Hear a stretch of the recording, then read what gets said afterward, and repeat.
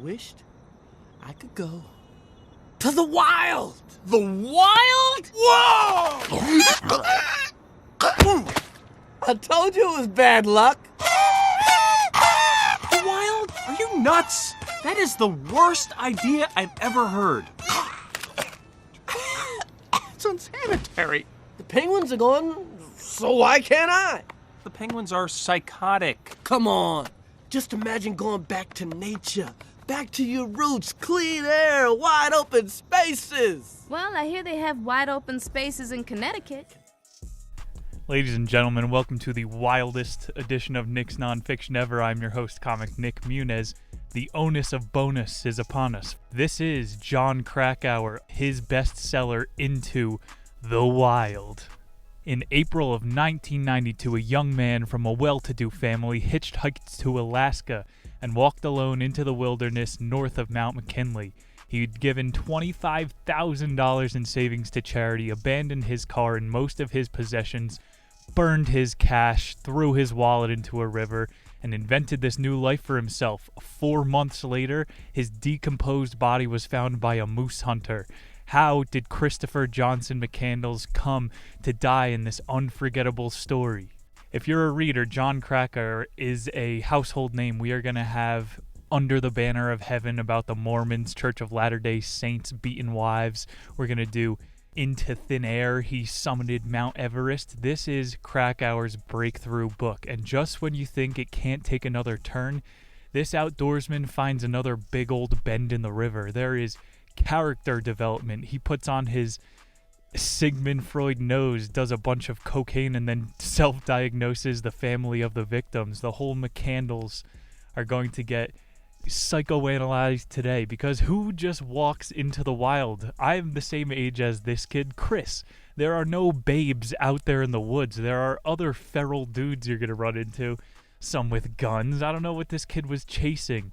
Jon Krakauer, he went up to Alaska when he was a young man going through his own existential crisis. There are not a lot of ways to prove yourself as a man in the world today. You could take a fourth part-time job or get another thriving career at the Amazon warehouse. You see what we're saying? The Native American boys were kicked out of the tribe for a month like a Cub Scout, the Eagle Scouts, and just told, hey, go make it work. You are out in the wild now.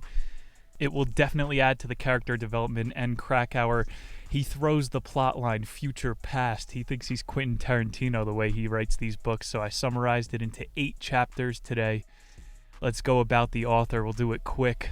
Jon Krakauer, we'll have him back again, born in 1954 in Massachusetts, moved around a lot, raised.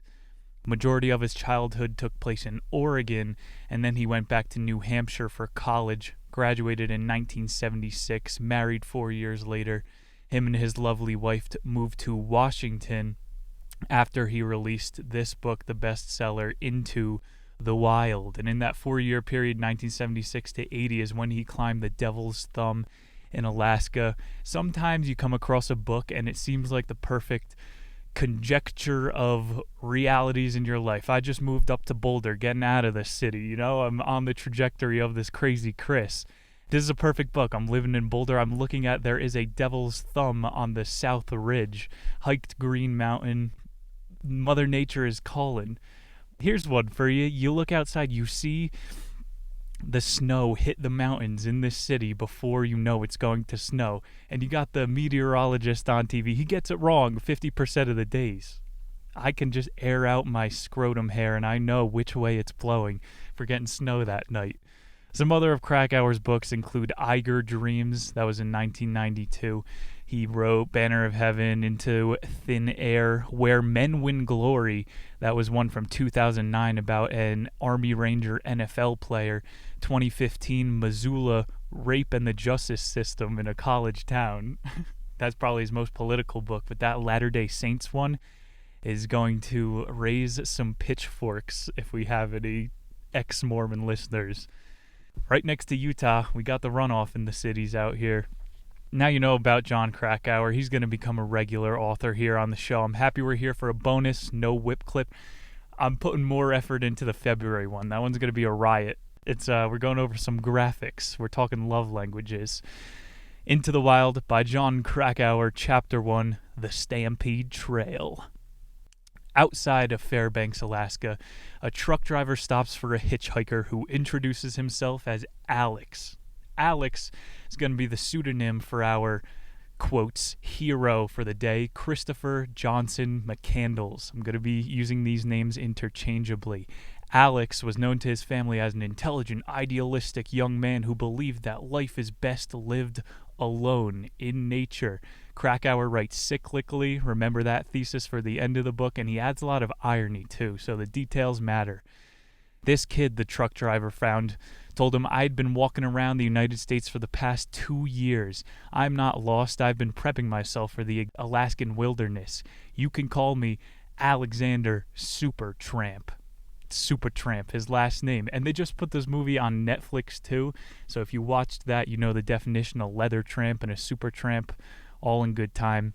Jim Gallion is the name of the truck driver, and he was the last human soul to ever see Chris McCandles alive.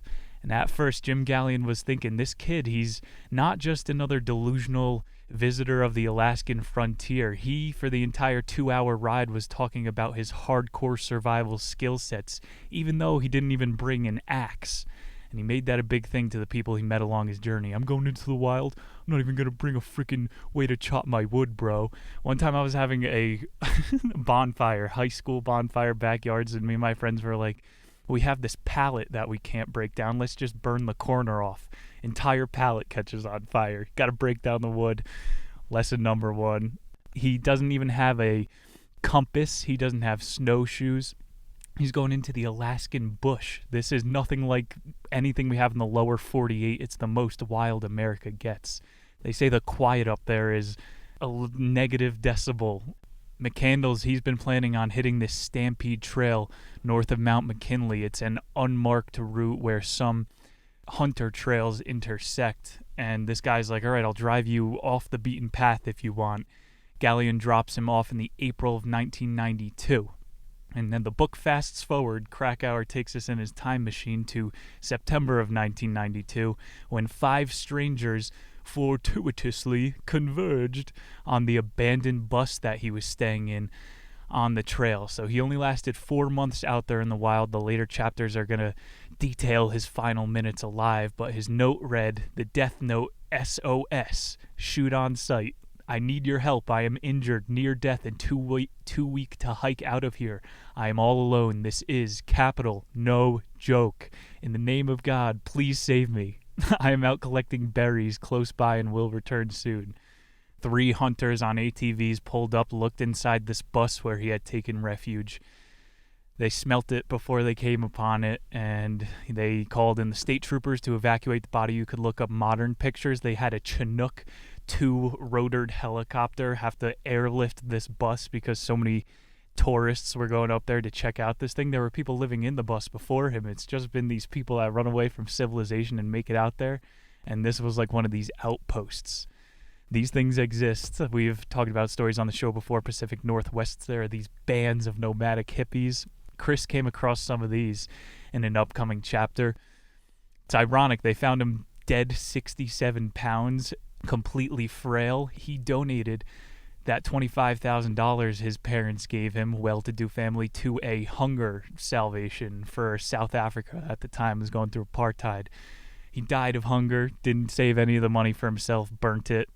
Going to take us to Chapter 2, Rubber Tramp. Krakauer takes us to the small town of Carthage, South Dakota. And this is 2 months after the discovery of Chris McCandles' corpse. Alexander Supertramp, the kid on this odyssey, he met Wayne Westerberger while he was on the road. Westerberger is the owner of this grain mill, and he's going, Alex is one odd young man, but for some reason he has a working attitude unlike a lot of the drifters that you're going to find out there. So Westberg is trying to reintegrate him a little bit. He picked up McCandles, who was hitchhiking in Montana in the fall of 1990. Intense, talkative, hungry young man. His initial plan all the way up there north was to go to the Saco Hot Springs, a place that he had heard about from these rubber tramps, which are people who traverse the country via car. You have a vehicle, so you're like one step above in this groveling society, the Dolomites. Rich people are arguing over how big their yacht is. And then a leather tramp is someone who goes about by foot and hitchhikes. It was a rainy day when Westerberger gave him shelter, and McCandles stayed with him for 3 days and was like, I'm definitely going to come back here. You're telling me if I need work, you're going to see me one day. And it was only a few weeks later McCandles showed up eager to learn how to drive one of these combines, the giant tractors. Westerberger was sitting with him, and he just gets out of the tractor at one point. He's like, congrats, you're a combiner. You learn on the fly. They're just looking for competence at these places. In the Netflix movie, he was played by Vince Vaughn. A-list cast we're talking about. This is a heart-wrenching story in North America. McCandles, he had grown up in Annandale, Virginia. This was a suburb of Washington, richest counties in America, suburbs of Washington, D.C. His dad worked for NASA. He was like an aerospace engineer that modified the petroleum so it was more efficient. He had a bunch of half-siblings, but one sister that he lived in the house with his parents, who he didn't get along with. Wonder why he walked into the woods. This one sister was his confidant, because he went dark with his parents for these 2 years after college before he went into the wilderness. And that $24,000 they gave him, it was to Oxfam, the charity where he donated fighting hunger, the Hunger Games. Come to you live now. Why would you want to be part of society? You could raid the Capitol whenever you want. Just start sharpening spears in the wilderness with me. We're turning the first Flatiron into a bunker. The next evidence of Christopher McCandles surfaced from Lake Mead in Nevada. This was after Krakauer talked to Westerberger. There's no cops on the case. They can't even protect the Capitol. John Krakauer is doing all the dirty work. A ranger with the National Park Service said that a kid that was driving a yellow Dodson was found outside of our reserve, and obviously it was McCandles' car, the one that he insisted driving across the country. His parents tried to buy him a new one. They said the car was covered in mud, like he tried to hide it under a tarp, so maybe I'll come back one day. But then in the movie he burns it. Burns his cash, burns his social security card, his draft card, his license plate. I bet more people did this in like the Vietnam era, where your government's telling you we're going to send you to go die in a jungle. At least go die in the woods of your forefathers' land. So he started his journey there at Lake Mead, portrayed well in the movie. He's like camping, but there's people on jet skis going by. He's like, I need to be more remote than this. And so he starts Tom Sawyering down the Colorado River. He catches a ride up north with someone who's obviously unimportant, and he is able to go all the way down the Colorado River into Mexico. When it goes through Nevada after the Hoover Dam, it starts going into these little irrigation canals, and he just walks down it, fishes during the day, meets foreign people. He's living to the extreme, and this is like portrayed in the book as the peak of his journey, his odyssey. What's a hero? They start you in the middle of a story and the guy has an epic flaw. Like, he always wanted more. He couldn't give it up. Mother Nature was his true siren.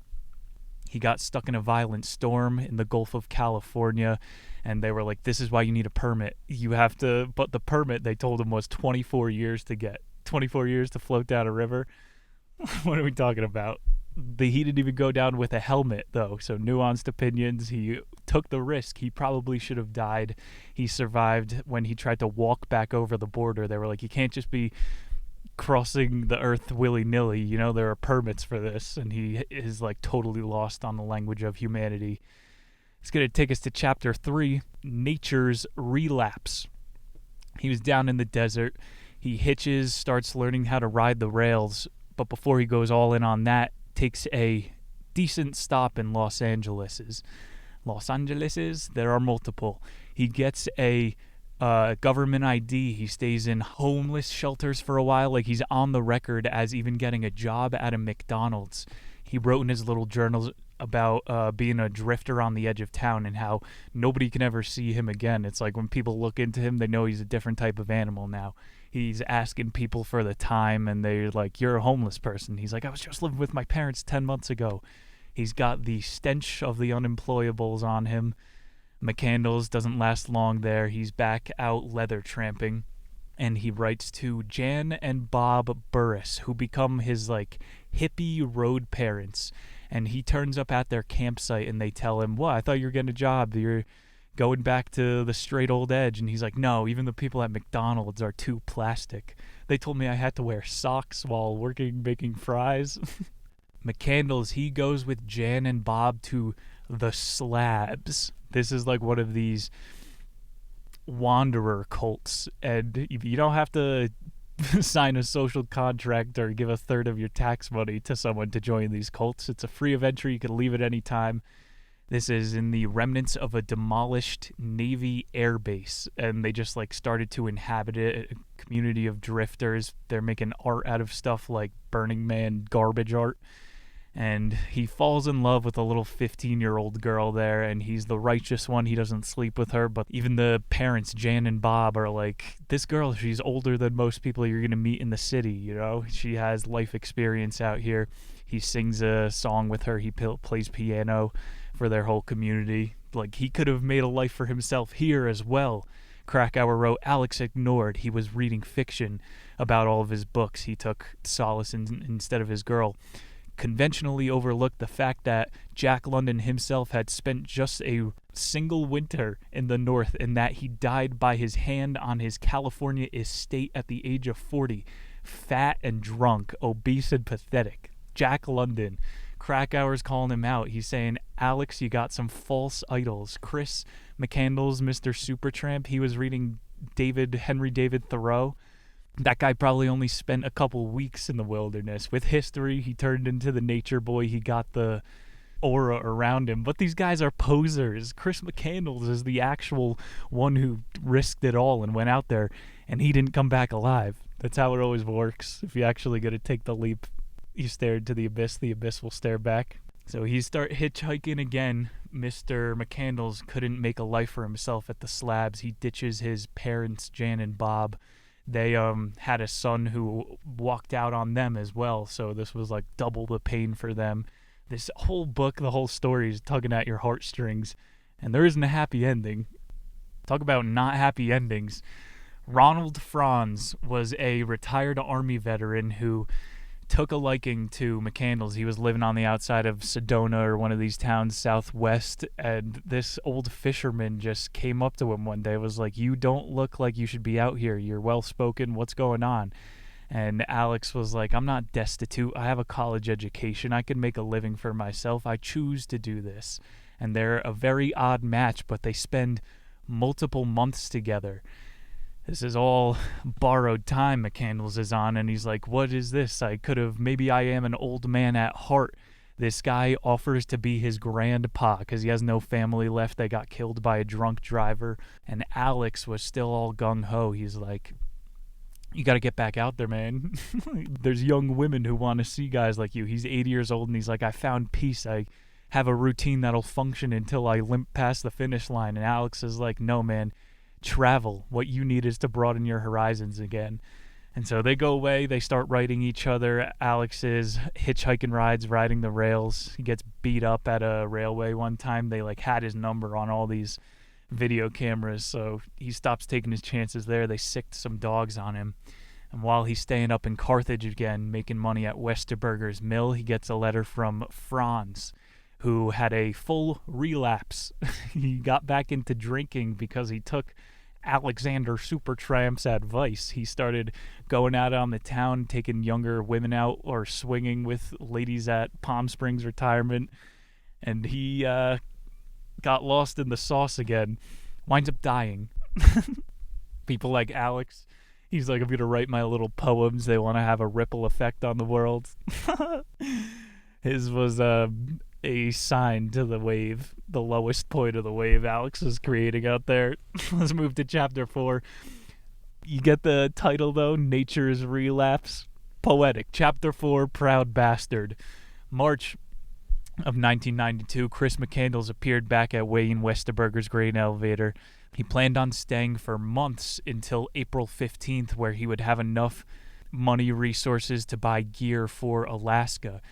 And Westerberger got to see the most of Alex at that point. He described him as definitely was not what you would call mechanically minded. All of his coworkers were saying he lacked common sense and the ability to see the forest for the trees. He didn't know how to use a microwave oven. This kid, he was intelligent, hardworking, resilient, but he didn't have any mechanical dexterity or common sense. He was all theory. He didn't know how to put anything into practice. Westerberger, he was musing on the relationship with McCandless as like a father-son thing, but he was like, just write the book, man. You don't have to go up to Alaska. You think John Krakauer put his life on the line before writing his Enola Gay? What was the name of that really gay book? We're not reading that one. Chris McCandless, they made a good scene in the movie about it. He's like, but Wayne, you don't get it, man. You've been here your whole life. It's society. And he's like, society? This sick society? The air, it's all around us. Society. Once you own your own gray mill, when you have invested enough into the system, it's hard to hedge your own bet and then say, you know what, this has been bullshit. So they have some really good discussions today because they don't portray Walt with Wayne Westerberger with a very high light. He's on the record saying that he thinks there's really aliens at Area 51, so they shit on him throughout the entire book. But he was able to give Alex some sort of stability and pull him into a community. He was hooking up with the bartender in that small town. Yeah, cringe-worthy scenes here, the way he's telling all these working men, just wander out into the woods. It's no big deal. Krakauer, again, saying Leo Tolstoy, this guy didn't really go out into the wilderness. Jack London's a fraud. Oi, Jack London. This is when Krakauer starts putting on his therapist hat. And he said, I published a lot of articles for Outside Magazine that got a lot of hate mail when I was a kid and talking about going down into the South American Andes.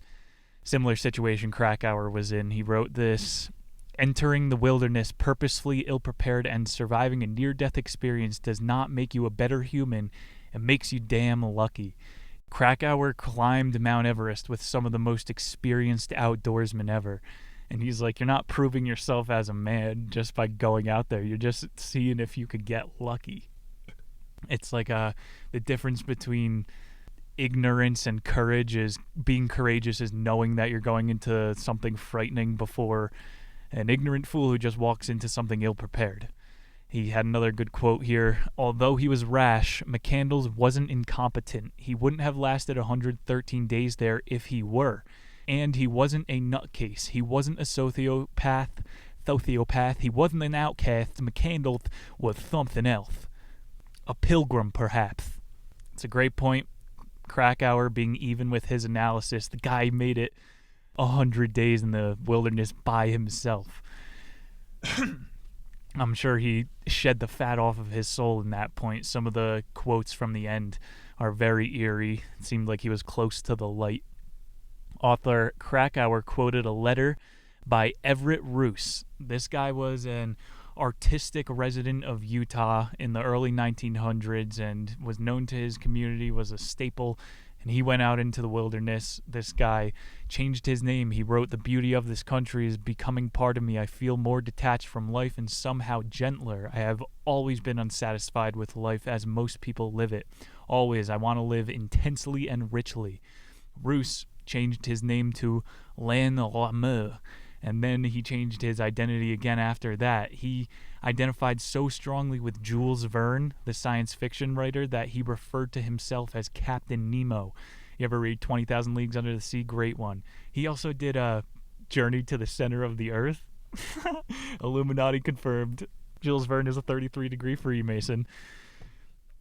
Roos is just like McCandless. They're into different authors.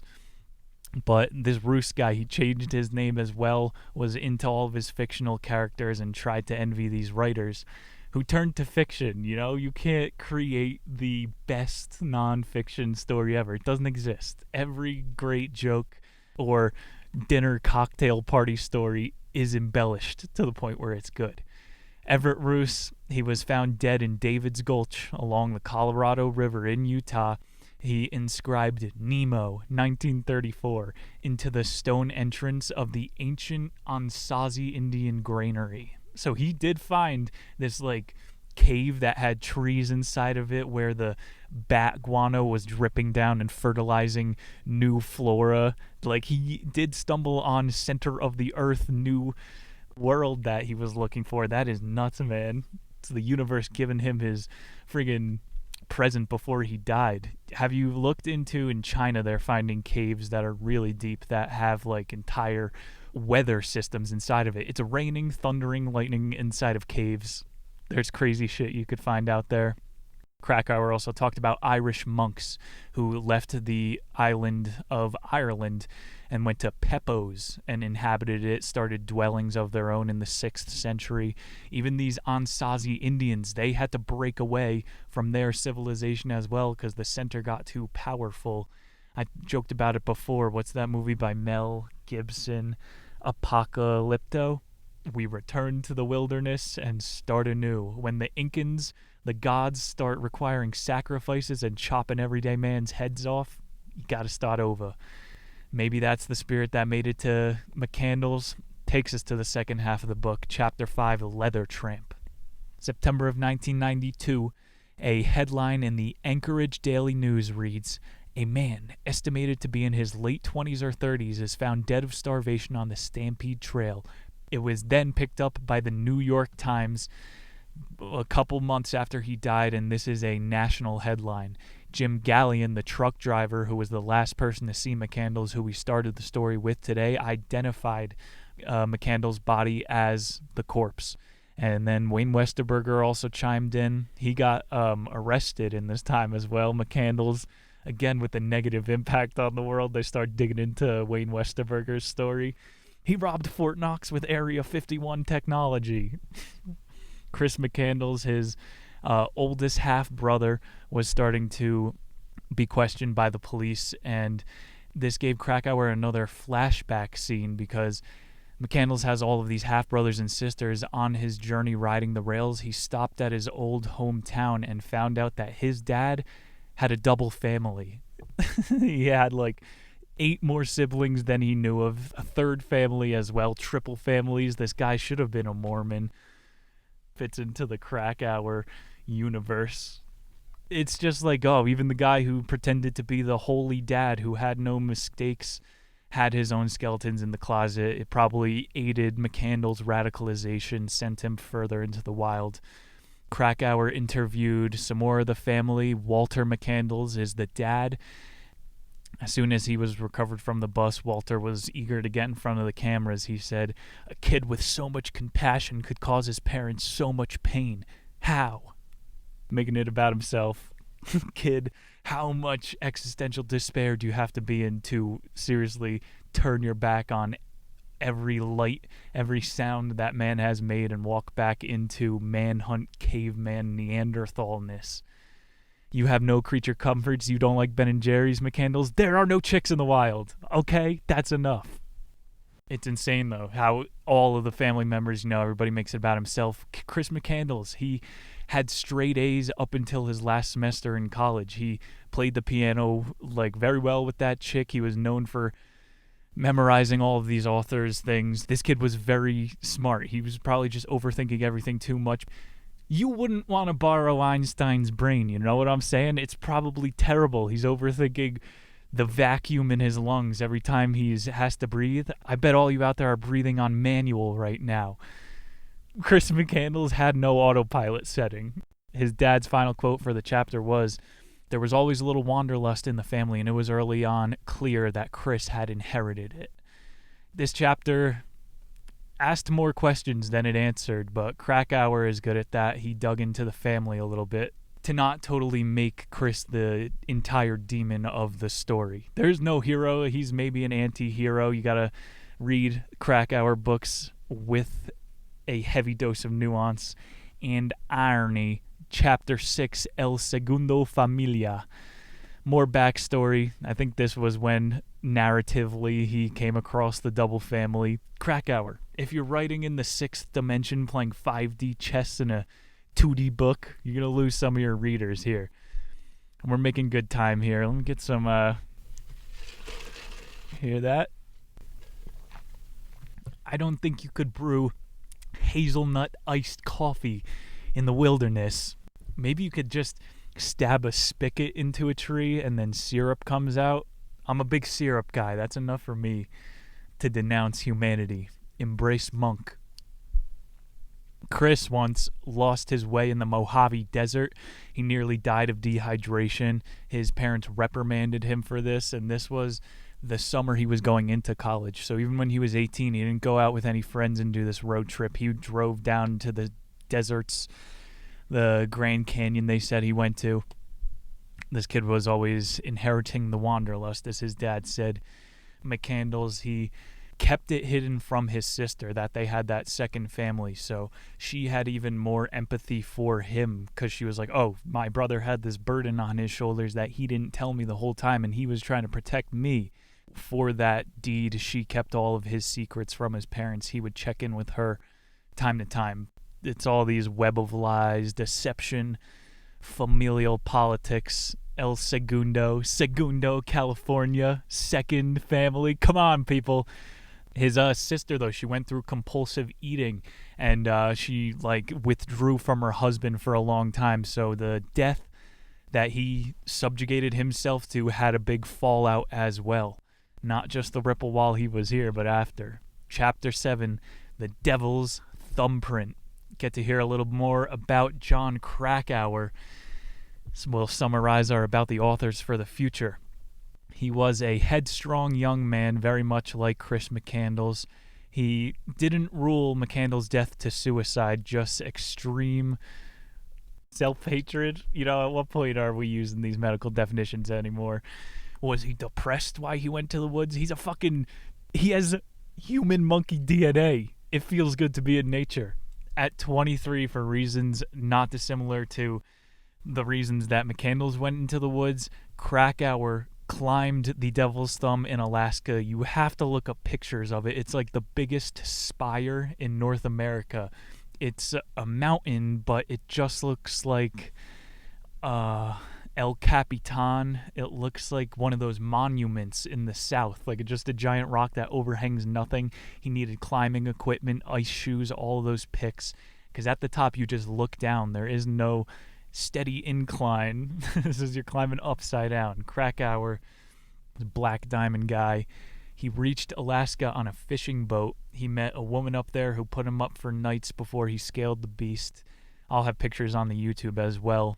Third day of his expedition, there were high winds up on the glacier, stinging sheets of snow, reduced visibility, dangerous mishaps. He almost fell into a crevasse. And I'm not going too deep into this because this is sounding like Into Thin Air, his book about Mount Everest. That one is going to be a fun story. The mountain is alive, baby. Mother Nature here. What was that? The Breath of the Wild? Call of the Wild. Isn't that some sort of Henry David Thoreau book? Sure, McCandles had his hand on that. Krakauer said it was around the 5th day he had a blunt rolled up that he decided to torch to celebrate. He's like, what if I don't make it to the top because of weather? I'm not going to be able to enjoy this thing. He's an addict. He can't decide when to burn through the rest of his stash. How do you think this guy writes books? Point there, he dropped some of the ashes through the base of his tent, the one that his dad gave him as an outdoorsman, so he starts freezing to death up on the Devil's Thumb. He makes it eventually. Story isn't about him. He dangles 30,000 feet, 3,700 feet like a turd. He's just dangling up there in the wind, looking over Mount McKinley. He wrote, "The sour taste of panic rose in my throat. My eyesight blurred. I began to hyperventilate. My calves started to shake. Stiff with fear, I started working my way back down. The climb was over. The only place to go was down." So Krakauer even acknowledged that at some point during your journey, you have to start the falling action. You know, we're in Act 3 of the book now. You got to admit when the journey's over. He started going on bigger hikes to re-emit this feeling. You know, he's saying that sour panic, like pure adrenaline. You are stimulated to the max that you can as a human. Your flight or fight is on. You've got the cortisol in your veins, and not a lot of ways to prove yourself as a man here. So Krakauer knows this kid with an appetite that Chris McCandles had, everybody's got to push themselves. He just wishes that McCandless climbed a mountain where other people were also bouldering. Underlying theme here, all these guys had broken relationships with their fathers, and they're trying to patch it with Mother Nature. Insight is still the best thing that you can instill on your kids rather than a rigid set of beliefs that you carry down as tradition. We got Noam Chomsky's propaganda in the public mind to come up, and he says make your kids question things. Tie it in. Chapter 8, last chapter, Into the Wild. Right before the disappearance of Christopher McCandless, there was a pause in his odyssey to visit the Laird River Hot Springs, and this is right on the threshold of the Yukon Territory up in Alaska. Hot Springs. When you go to like a national park, there's a sign that says, "This is your lands." Sponsored by Colgate.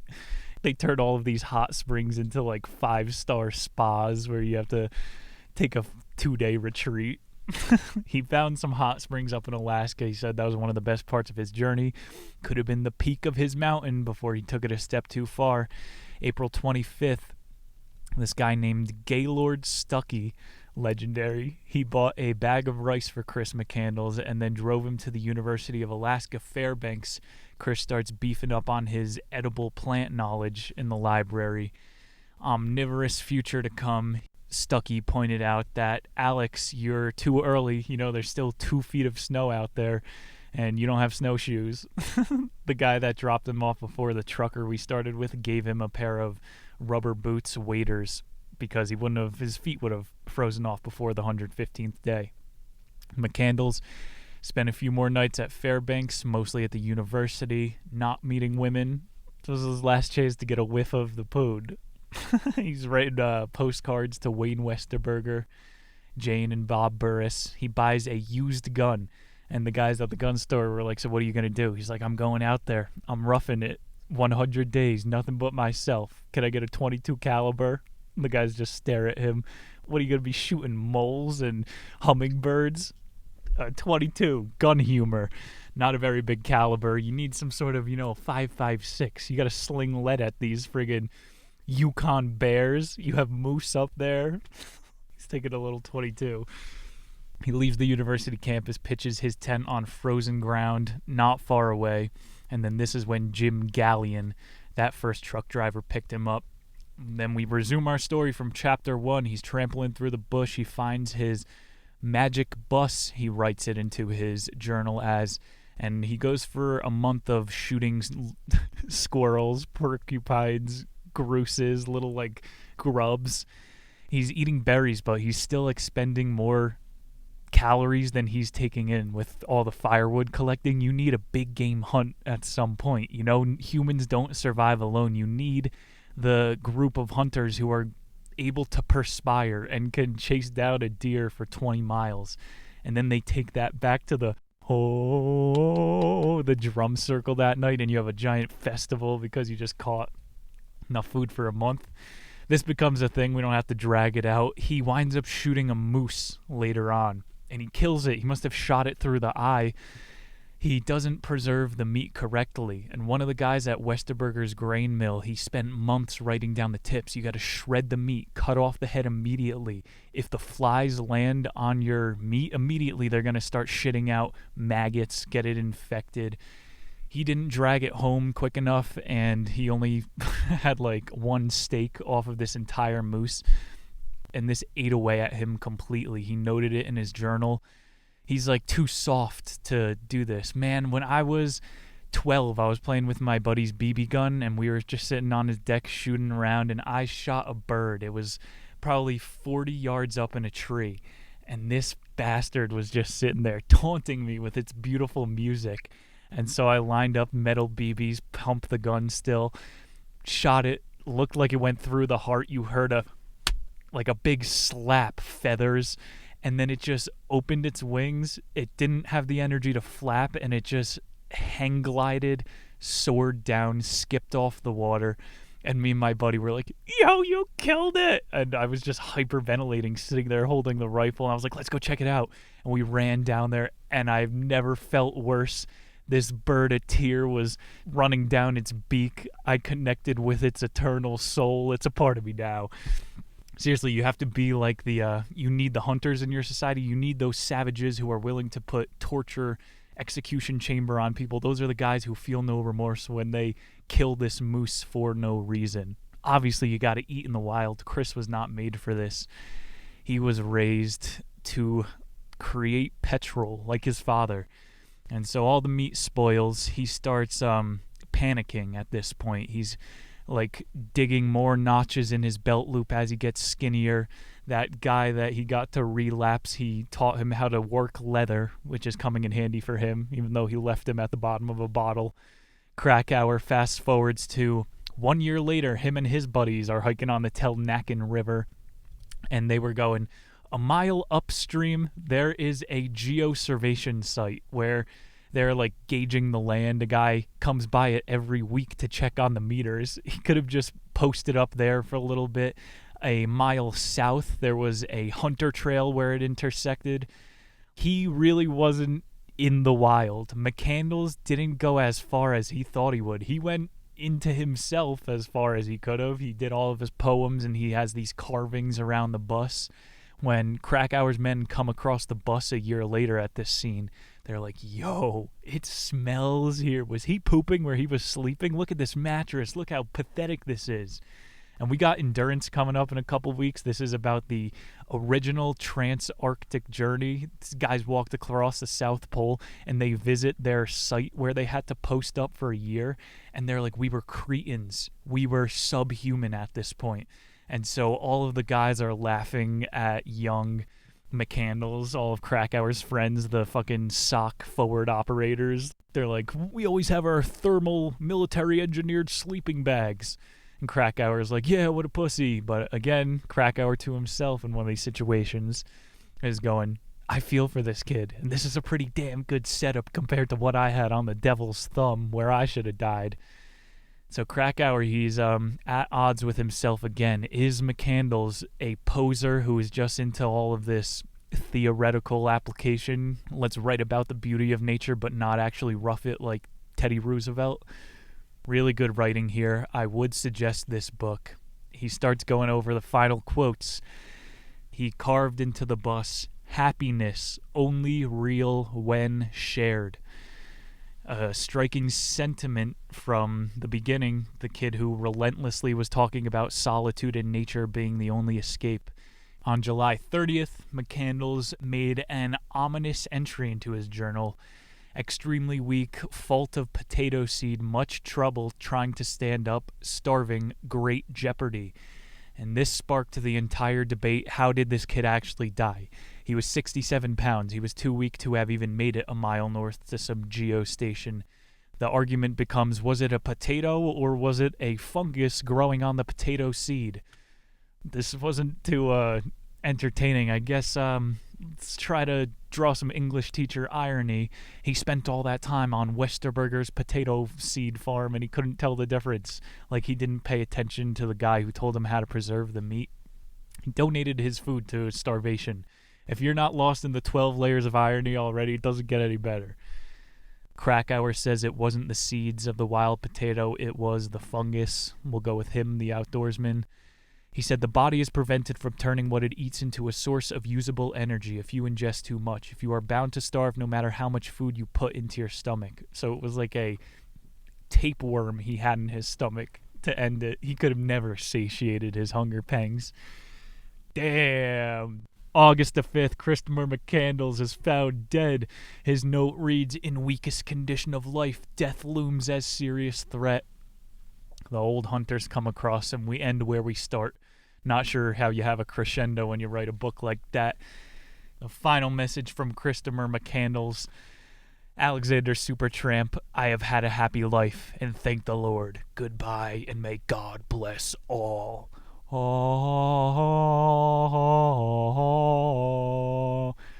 That is Into the Wild, our first ever John Krakauer, and a timely read. Thank you guys for staying tuned for another edition. I am more excited about next week's. I'm happy we got to sneak in a bonus edition. The onus of bonus. Starting the year off right. 52 damn books. Make sure you guys are subscribed to the Patreon page, because next month I'm going to be behind the camera. You are going to see this chiseled, douchey mug. And next week, oh boy, am I excited about this one. This is one of my favorite novels. We are going fiction to end the first month of the new year. Fyodor Dostoevsky, my boy, making a reappearance with Crime and Punishment. This was a big release last year. The Underground Man. This is almost as psychological as we will get. We're not talking about running away from your problems into the woods.